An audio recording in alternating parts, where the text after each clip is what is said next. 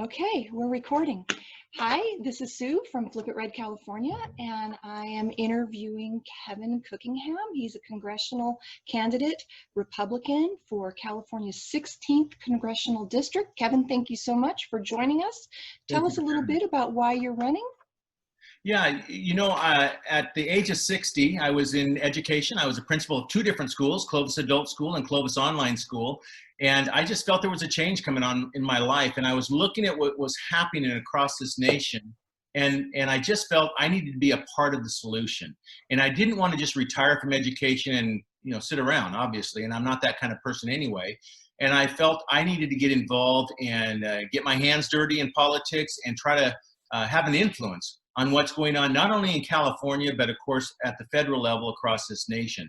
And so when I turned 61, I declared that I was running for Congress against Jim Costa, who's been in politics for 42 years.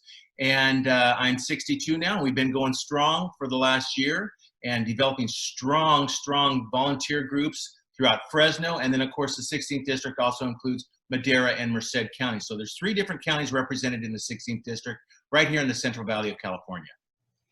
So I actually met you on your birthday at the California Conservative Conference last summer. I remember that. It was a lot of fun. It was a lot of Yes. fun. Okay, so I have some questions that were given to us by some of our members. And Okay. the California, or Flip It Red California, has about 35,000 members. We're just shy of that right now, and we're growing. And so we want to give them the opportunity to ask the questions of the congressional candidates. And so the first one is, how would you define constitutional conservative? And do you consider yourself a constitutional conservative? Yes, the framers of the Constitution were very clear on what they meant. And what I see happening now today is people are starting to feel, this isn't just today, this has been for a number of years now, that the Constitution is fluid in its interpretation. I don't believe that. I believe when the Constitution says that we have freedom of speech, freedom of assembly, freedom of religion, whatever that is, that's what it means. It doesn't mean you have freedom of speech in one area, but if you go to a university or college campus, you don't. It doesn't mean that there should be all these stipulations put on things. There shouldn't be a higher burden of, or a tougher burden on freedom of religion than getting on an airplane, for instance. Where are the differences between a church and an airplane or anything else as far as what's going on right now with COVID? So that's very important to me. I believe that it is a document that's pure and true to this day, and it should be kept that way. Wonderful. Thank you so much. As a congressman, how will you support the Second Amendment? Yeah, first of all, California, as you know, and this is a state issue, of course, Congress is a federal position. First of all, I will vote for any, or vote down anything that hinders our right to bear arms on the federal level. But we also need to fight and use my influence to get people at the state level into Sacramento, because Sacramento has put all kinds of burdens on buying ammunition, registering. They're making the burden so great that it takes our rights away to bear arms. So that's being challenged right now, and I believe will continue to be challenged. But at the federal level, I will always vote to keep that right to bear arms, the freedoms to bear arms, and then on the state level, because the 16th district is really who I represent, and it's surrounded by the state of California. So I have to fight against everything on the state level that would impact our right to bear arms. Wonderful. Thank you so much. We appreciate that. What is your position on sanctuary state policies? And as a congressman, is there anything that you can do to impact this issue? And this feeds right into border security and addressing illegal border crossings. And so as a congressman, what ideas do you bring to the table, and what have you heard in our district that's important to us? Yeah, so there's a lot of things there. So let me just kind of unpack a few of those things. Let's start with border security, and then we'll work into sanctuary cities and so forth. The State Department estimates that there are 20,000 women and children trafficked across our border for sex every year. Think about that. 20,000. 10,000 of those are children. It's the most vile crime I can even think of known to mankind. This is a very important thing. You can't just have people coming across our borders. I remember when Beto O'Rourke was running for president, he said, we need to tear down all these walls. And I just thought, are you flat out nuts? And my question to people with children is, would you, if I went and picked up just 10 guys, the first 10 guys I could find crossing the border and brought them over, would you allow those one at a time to babysit your kids? Of course not. Right. Maybe if you were a meth addict, Right. but nobody with any common sense would do that. Okay. It's the same way with letting people in our country that we don't know and we haven't vetted. What these bollard barriers do is force people to come through ports of entry. Then we can start vetting people and make sure the right people are coming across and that they're going to love our country and that they're going to assimilate and they can look at their backgrounds. That's extremely important. Wonderful. Now on to sanctuary cities. As you know, California's a sanctuary state, and there are sanctuary cities all throughout California. There are some cities that are rebelling against that. I like that. And I just thought to myself a while back, I thought, can you imagine other states saying that we are not going to enforce federal law? So if they weren't going to enforce, for instance, civil rights law. So what if Missouri said, hey, you know what, we're going to have sanctuary civil rights law cities. And, you know, if you want to do anything about it, you're not going to get any help from us at the state or local level. You're just going to figure that out on your own to the federal government. Well, that's ridiculous. The state and the local law enforcement always work together in conjunction with our federal government. What California has done is said, I don't care what you think, I don't care what the law is, we're going to take the law into our own hands. And isn't it interesting that California says, we're going to take the law into our own hands, but if we want to declare a city something different than what they say, Right. they're all over us. Right. They're all over us. So they don't practice what they preach. So sanctuary cities certainly makes it possible for criminal elements to be in those areas and get away without any kind of ramifications. Now, I told you I was a principal of an adult school, and many of our students there were from other countries. They were learning English. And so I talked to some of them about this. And you want to know what they told me? They agreed with me on everything. It's interesting. These people were from Central America and Mexico, and they said, oh, no, if they commit crimes, they need to be out of here. Yeah. And so forth. So it was interesting that people from those countries said that. And by the way, you know who they prey on the most? People from their own communities. And so this would be beneficial to make sure these people are dealt with severely, that are criminals. And we got to get rid of this sanctuary city stuff, sanctuary state stuff. It is absolutely wrong. And I'm all in favor of removing funding for things like that. Yeah. There's federal funds that are related to them cooperating with our federal government. Take it away. So, absolutely. Okay, thank you so much. Another issue that we have, as you know, in California and across the country is homelessness. Mm-hmm. What ideas do you bring to the table to address the homelessness issue? Yeah, so I've spoken to a lot of people that are experts on homelessness. I've spoken to a number of people at the rescue mission in different places. And a lot of the estimates that I'm getting from people are that about 90 to 95% of the homeless have also drug issues. Now, there's the question, that is mental illness a result of the drug issues? Did they have mental illness before the drug issues? I don't know. But the problem is our law enforcement's hands are tied with a lot of things. They can't do a lot of different things. And the answer isn't just, oh, find them a home, find them an apartment to stay in. That doesn't solve the issue at all. And so I would say there needs to be, I don't know, maybe for a lack of a better word, a kind of a clearinghouse where we can say we need to get these people assessed. Is it a drug issue? Is it a mental health issue? Is it both? Or is it somebody that's just down on their luck? They need some help. They found out in Fresno that only about 1 or 2% of the people that are offered help receive it. Only 1 or 2% say, I'll help. So obviously they're at a point in their lives where they're not thinking straight. I go to a certain post office, and every day I go there, there's the same guy. He's laying out, he's filthy dirty. He's laying out there. He wants money. And 2 or 3 times I've asked him. I went right up to him. I said, look, I will take you to the rescue mission. I'll transport you there. I said, I'm not going to give you money because I don't know if it's going to go for drugs or whatever. But I said, I will take you to the rescue mission. You can have they told me there's tons of room. And by the way, they told me the reason there is tons of room at the rescue mission is because of the laws. Before Prop 47, 57, 109, when all those came in, they said that the judge could tell the person, either you go to the rescue mission or you're going to jail. They can't do that anymore. Their hands have been tied. So there's all kinds of rooms at the rescue mission. They're just not filled because the people don't want that kind of help, and they don't want the accountability as well. So there needs to be a place where we kind of triage, find out what the needs are, and then we don't give them an option. Last I checked, shooting heroin was against the law, right? Well, instead of dealing with it, now what they're doing is giving them needles. Right. You know, in San Francisco, 400,000 needles every month. And so people continue to die of drug overdoses.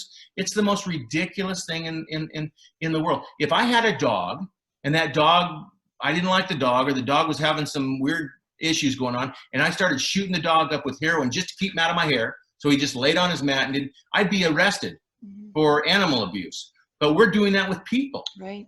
So it's a huge issue, but we've got to firm up our laws so we can deal with this. And then we need to have some facilities that we can put them in where they're getting medical help, they're getting food, and learning a trade, and these kinds of things. Very, very important. We're wasting billions of dollars right now. And you know who's getting rich? Are these contractors that are getting this money from the state of California, from the federal government, and not doing anything with it. The results are horrible. So, yeah. Okay, so you mentioned something that I know is a real strong suit for you, which is trades and equipping people for jobs. So is that something that you'll be focusing on as a congressman? Absolutely. When I go through the district, the 16th district, the number one, there are two things they constantly mention: jobs and crime, jobs and crime. Jobs was what we did at Clovis Adult School. We had career tech education programs that they could get into. And it's very interesting. Clovis Unified, when I was there, they said, we're cutting your budget. We had a $4.8 million budget. They said, we're taking $4 million of the $4.8 million, make it work. Can you imagine? They took 82% of the budget. So what we did is we teamed up with organizations that provided Pell Grants, CalWorks grants, Department of Rehab grants, and most of the people, about 95% of our people at Clovis Adult, came from very low economic areas. They couldn't afford our increase in pricing. But guess who could? Pell, CalWorks, Department of Rehab. So we got very close with them. We were hooked with them at the hip. We qualified people for these grants so they didn't have to pay them off. We got them trained. We got them certified by the state of California, and we got them jobs. And we were on the health field, we were 99% successful in getting them through these trainings and getting them jobs. And some of the best testimonies we had is when these people would come back to our school and said, because of what I learned at this school, and because I became a licensed vocational nurse, or whatever the issue, whatever they became, for the first time in my family, I'm the first person that's bought a home. Wow. I'm experiencing the American dream. That's what we've got to do. Instead of just giving things to people, we've got to position people for success by helping them in trades and some sort of CTE program. And that's extremely, extremely important. By the way, they have a shortage of people that are electricians, plumbers, HVAC, and so forth. Can you imagine if we trained thousands of more people on that? I have one other issue, but I'm going to cough. Excuse me. I have a friend that is a vice president of a very large construction firm in the Bay Area. They were asking their subcontractors to e-verify their employees that were union. They have to hire union people. When they did that, the and I'm telling you, when they do a job that's like almost $1 billion. You can imagine. In fact, he's working on one right now that's $2 billion. Can you imagine that? Yeah. So when they get electricians, they might have 300 electricians working on that one job. They might have 400 sheetrock people working on that job. And they came to this company and said, we can't do that. If you e-verify these people, we will lose 90% of our employees. What that tells you is 9 out of 10 employees working for the union on these jobs, making $75 to $100 an hour, are illegally here in the United States. Wouldn't the right thing be to go to high schools and community colleges and get people trained and have them work in apprenticeship programs where they're American citizens making that kind of money? Yep. So that's another huge issue. Yes, it is. Yes, it is. Thank you. So what is your position on police reform? That's a big topic right now. Yeah. This area really, really bothers me because it's a lie, first of all. When you hear people talk about police harassment, and you would think that every officer wakes up every day and thinks, what person of color can I kill? right? I mean, you would think that. Police are killing us. It's so rare. And I don't know if you know, there was a study done by the Washington Post where they said in all of 2019, there were 9 men and 1 woman that were unarmed that were killed by police. Now that's think about, we have 800,000 law enforcement. Think about all the interactions law enforcement. So you're talking about hundreds of millions of interactions with the public. And I've been on a lot of ride-alongs, 20 hours of ride-alongs, and they have interactions with people all the time, dealing with issues, whether it's domestic abuse or whether it's a theft or whatever's going on, a fight, whatever may be happening. So they have literally hundreds of millions of these interactions. And out of those hundreds of millions, there were 10 African Americans that were shot, that were unarmed. 5 of those were attacking the police. So let's take the other 5 and just say, okay, let's say those other 5 were unjustified. Larry Elder did a study on this, who, by the way, is African American. He said you have more of a chance of being hit by lightning than a black unarmed man being shot by the police. And yet they make it look like that's what they want to do. They just want to go shoot people. I think it's insane. Now, if we want to reform, look, no officer with the George Floyd killing, right? I hear he had 19 issues against him where people had complained. That's ridiculous. That's ridiculous. So we need to tighten that up. We need to be able to, where they carry their record to the next place they go, so they know that there were all these kinds of complaints. And then the other issue is, if there are some holds that we need to say you can't do anymore, obviously you can't put your knee on a guy's neck for almost 9 minutes. We need to make those kinds of changes. Police want those kinds of changes. You know who hate bad cops the most? Cops, because it makes them look bad. We want to get rid of, but we want to get rid of bad teachers. We want to get rid of bad cops. We want to get rid of bad, doesn't matter, doctors. There's bad in every area, but it's not a majority. It's like one. It's just such a small, minute group. But the media has made it sound like it's this huge number of police that are just out to kill people.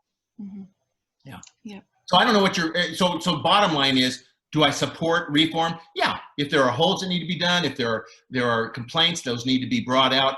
We need to be able to fire people. You know, it's hard to fire police. It's hard to fire teachers. And I'm from an education background. And by the way, we were non-union. I couldn't fire people. It was almost impossible. So those are some things that need to be reformed. You know, you brought up teachers and education, and I can't help but, this wasn't on our list, but we are, many people are really upset about what is happening with the sex education that's happening in our schools, and it kind of dovetails into the whole, you know, voting your values and reaching across the aisle to people in our district who may consider themselves a Democrat, but do not agree with this moral agenda that the Democrat Party is putting out. So what do you have to say about that?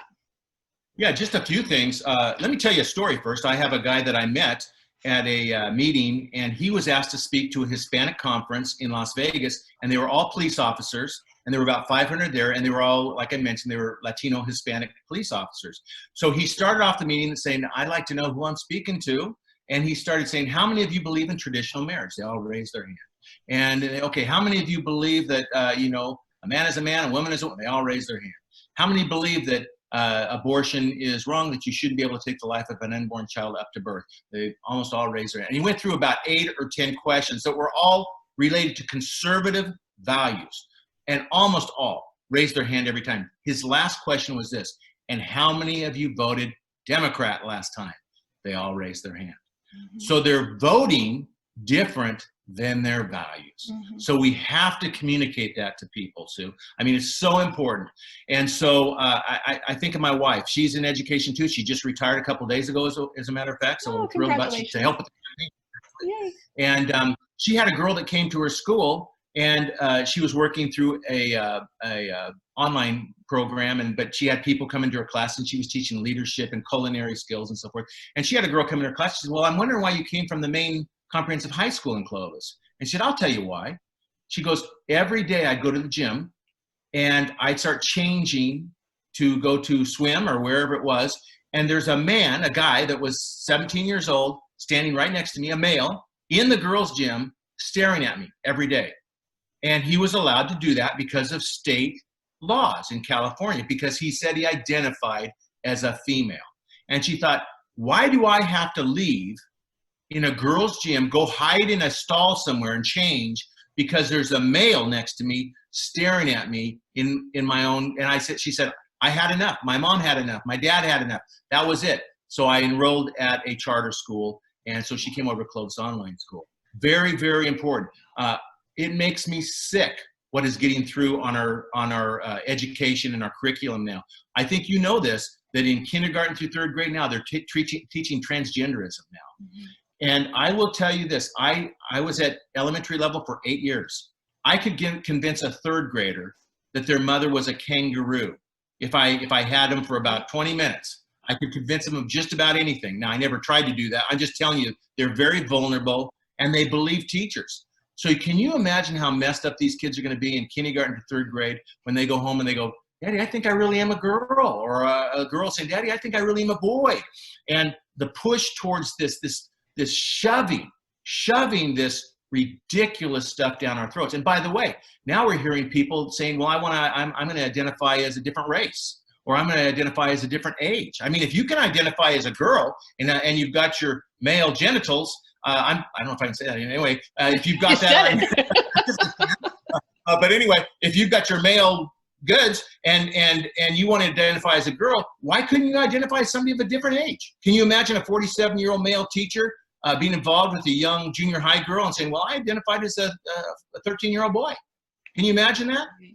So there's a lot of consequences to this, emotional consequences. Yeah. And there's legislation going through right now about being able to do hormone replacement therapy on children under 18. Our California legislature is pushing that through. Yes. And so we all need to call our governor and tell him not to sign it. But yeah. And by the way, do you know that I've seen a lot of studies on this, and many studies will show you that even after the transition period, they're just as depressed. They have just as many suicidal ideations as before. It's not helping us out. Now you've got thousands of people saying, well, I want to transition back. It's child abuse. You don't make decisions like that when you're 15, 16, 17, 18. Maybe when you're 21, maybe when you're 25, but this is just ridiculous. And I don't agree with it. It's straight up child abuse. It's crazy. It is child abuse. Okay, so now let's talk about your opponent. What is the biggest difference between you and Jim Costa? And how long has Jim Costa been a congressman in this area? Well, he's been a congressman since 2005, but he's been in politics for 42 years at the state level, then on to the federal level for 42 years. Mm-hmm. So we have a number of differences. For instance, Jim Costa received 100% approval rating from Planned Parenthood. Planned Parenthood doesn't give a 100% approval rating unless you agree with them that you should be able to take the life of an unborn child clear up to birth. That's their view. In fact, now you know that they're even saying to people that are the abortion was unsuccessful and the baby's born alive, the Democrats have actually voted that, hey, we're not going to protect that baby. And so it's pretty sick when you think about it. And so he is pro-abortion. He's pro, if you want to call it pro-abortion, pro-choice, whatever you want to call it. But he believes in that all the way up to birth, which only represents a very small percentage of this country. I may get in disagreements on people with the first term abortion because I believe life is holy. So obviously I'm against it even in the first trimester. But very few people believe there should be no limitations on abortion, but he believes there should be no limitation. Second of all, I don't know if you know this, but he voted against Kate's Law. And Kate's Law was put together before Congress to say, look, if a person comes across the border illegally, spits in our face by committing a felony, we send them back. Then if they re-enter our country, they're going to do some hard time. He voted against that. How do you vote against something like that? That's just insane. So he's given a free pass to illegals that commit crimes. And it was named after Kate Stein, Kate in San Francisco, of course, where she died in her father's arms because this guy found a gun, whether he did it on purpose or not. The bottom line is he had numerous felonies against him before, and he'd been in this country illegally and sent back, 5 to 6 times. So it's pretty straightforward. You don't protect criminals at the expense of American citizens. You don't protect them, period. So that's a big deal. So those are two two key things that are differences between Jim and I. He definitely is on the liberal, and he used to pride himself in being, he called himself a blue dog Democrat. In other words, middle of the line, kind of playing both sides. He's definitely pulled very far left now. I know one of the issues in the 16th district is water, because we are an agricultural district, largely agricultural. So Jim Costa, he doesn't have a great reputation with water for farmers, does he? No, he doesn't. And as I travel now, he'll start citing out, well, I support this and I support that. But I don't know if you know this, that there were some biological opinions that came out just recently. The most recent biological opinions on how to help not only the environment, but also how to get water to farmers. And he sided with the left on challenging and taking to court those biological opinions. It could have, it was very helpful to both sides. By the way, the old biological opinions failed with the Delta smelt. I mean, you can't hardly find a Delta smelt anywhere. The salmon, the bass, everything that it was supposed to help has been a horrible failure. So I would just say that I've talked to a lot of people on water. I talk to people on water probably 2 to 3 times a week. Mm-hmm. And the fact of the matter is, we've got a president now that's trying to support more federal water getting to farmers. And what's happened is the farmers, because they're not getting water that they're supposed to be getting, they've had to pump their water. And when they pump their water, the aquifers go down. Then the state of California says, well, you got to fill those aquifers back up, but we're not going to give you the water to fill those aquifers back up. So they're looking at what they call retiring. I call it just destroying farmland, up to 1.3 million acres of farmland, of the most fertile farmland in the world. It's absolutely insane. Mm-hmm. So I will be pushing and voting for as much federal power to get water to our farmers, to get water to our people. Have you seen any new dams going in the last 40 years? It hasn't happened. And yet we funded them. Oh, yeah. We voted to fund them every time. Yep. Just so you know, since 2000, we have funded through bonds $30 billion with a B, $30 billion for water, not one dam. And they always put these little words in there that make people think they're voting for dams. This last thing, of course, the dam costs about $3 billion. So this last bond, I think it was about $7.6 billion. By the time they spread it all out, there was only like $170 million left over for the dam. Well, it's like me saying, I'm going to build you a house, but I'm going to give you $100 for it. And then saying, see, we gave money for your house. Well, you can't build a house for $100. So it's the same thing. They try to play both sides. And so it's a huge issue, and we need to deal with it. And I follow California Water for Food and People, which is an excellent group if people haven't joined it. But they talk about the amount of water that gets pumped out every day that could be filling these aquifers, that could be filling our dams, that could be giving the farmers the water that they need. And not only that, but for us, because we know that California is going to be imposing a gallon limit per day, depending on your household. And so I think people really need to pay attention to this water issue. And I'm hoping that it will cause them to vote for you, Kevin. I really hope so too. So what are your 3 top priorities in Congress? Well, as I mentioned, Congress, as you know, is a federal position, but my primary role is a local role. So I'll give you a couple, I'm going to mix them, okay? Mm-hmm. So on the local level, because it's what I do, jobs. With this COVID thing going on, 40% of the people that have lost their jobs are people that make $40,000 or less. So just think, almost 50% that make, so we're going to have a huge need to get people positioned for success in jobs. So on the local level, that is a key thing. And then crime. And the only way I can deal with the crime issue is I have to help get conservatives into the state legislature, because that's the only way. That's what's going to change the laws. And so that has to be a big push on my part. We need to work together as conservatives. We need to work together as Republicans. On the federal level, we got to start dealing with what's going on around this country. I mean, when you have elected officials justify burning and looting and shooting, I just heard Cuomo this morning talk about this. He goes, well, this is okay because, they have strong emotions. I'm going, no, it's not okay. Since when is evil good and good evil? And so and thank goodness Trump is saying, we're not putting up with this anymore. And so he's invoking laws that's saying you could have up to a 10-year sentence if you violate a memorial that is a veteran, where the person that is a veteran and so forth. And so he's going after these people, and it's about time. You don't justify those things. You want to have freedom of assembly, you want to have freedom of speech, I'm all for you. When you start looting, when you start burning, when you start destroying communities, it ends there. It stops there. So I will support anything like that that gets control back over this country. Good. Okay, last thing. How can we, your constituents, the larger community of Flip It Red California, the larger community of Republican Californians, how can we help you win this election? Yeah, three things I'll mention. Number one, if any of your viewers live in the 16th district, so if they live in the Fresno, Madera, or Merced counties, we would love for them to help get signs out. For instance, I think it's a lot more powerful when people see my name at their neighbor's house versus something along a freeway, because they're saying, oh, I know them, I trust them, I'll vote for Cookingham too. So we need to get people out into the community with me.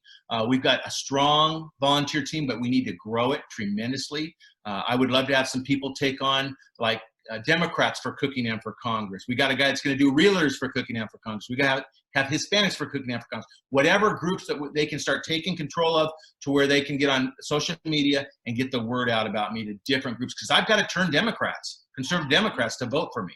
Right. Very, very important. So that's the first thing. The second thing I would say is it's extremely expensive to run a race, and I was told that Jim Costa has been committed $2 million from Nancy Pelosi to keep this seat. We have just a few thousand in our account, and it's $700 for one commercial. If you want to put a commercial in a prime time, it's going to cost $700 for a 30-second commercial. So we certainly need financing for this. It's extremely important to get your message out. Everything costs money, and so I have a lot of volunteers, like I said, but there are a lot of things I just have to pay people for. I mean, whether it's your office, whether it's computer systems, whatever it is, there are a lot of expenses that go out. So that's another thing. And by the way, people can just go to cookinghamforcongress.com, and you can click on endorse, you can click on volunteer, you can click on donate, and it'll tell you where to send money or how you can do it electronically. And then the third thing, I would ask that people continue to pray. And prayer is a big deal to me. And we've got a lot of prayer warriors that are praying about this race and praying about this country. And that's a huge, huge thing for me and for this country as a whole. We need to have people of prayer that are getting on their knees and just saying, we've got to commit this to the Lord, because we got some major issues going on in this country. I agree completely. I want to let all our members know that you are in the top 10 list of people that we believe can flip this seat red. And so we really do, even if you're not in the 16th district, folks, I really want you to consider donating to Kevin's campaign. As we know, we all need to do more this time than we've ever done before if we're going to get different results. And so we really need everybody to actually step up and pitch in. If you can make phone calls for Kevin, if you can volunteer, if you're in his area, you can make phone calls if you're not in his area through the apps that they have. But don't forget that money really does matter, and Kevin needs your help. He needs our help. And the Democrats, you know, they are doing more than us. And so we have to do more if we want different results. And so, Kevin, I really appreciate you. I am praying for you. I'm thankful for you. And I'm glad you're doing really well. You did great in the primary. And we really need this change. And so I'm waiting for November to get here so that we can see this change, and we want to help you win. So thank you. Thank you for getting in the snake pit, because it is no fun. Thank you so much for the opportunity to talk to the teams out there, and I just appreciate this time.